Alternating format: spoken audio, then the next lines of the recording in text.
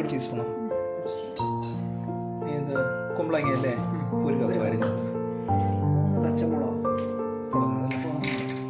കറിവേപ്പില, 1 തണ്ട.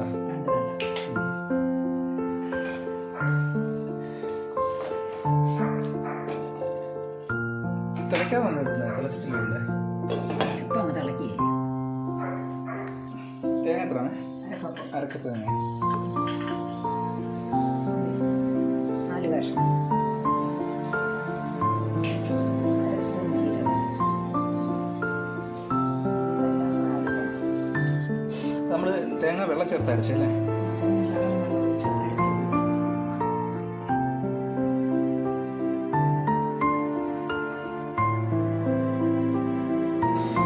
തേങ്ങ അരച്ചത് അത് ഒഴിക്കാൻ പോകണം. തേങ്ങ അരച്ചത് അതിനകത്ത് ഒഴിക്കുക.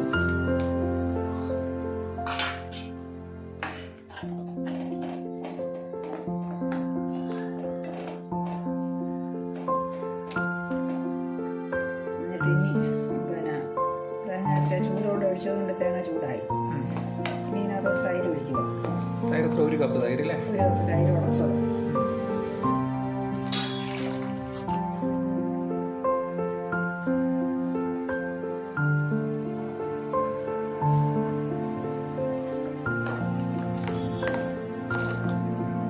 പിരിയാൻ പാടില്ല അല്ലേ? ഇളകിക്കൊണ്ടിരിക്കും. ഇളക്കണം.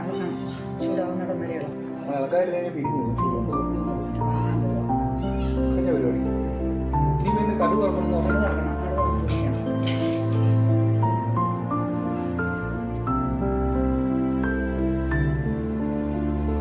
1 ടേബിൾ സ്പൂൺ. എത്ര കടുക്? എത്ര? 1/2 ടീസ്പൂൺ. 1/2 ടീസ്പൂൺ അല്ലേ? ചെറിയ ഉള്ളി 4.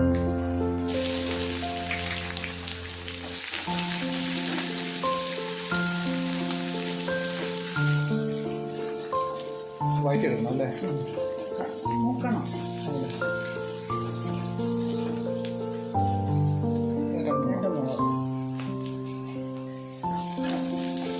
ആദ്യം മുളക് കരി വരിക്കില്ലേ? കറിവേപ്പില ഇടുക. കറിവേപ്പില ഇട്ട്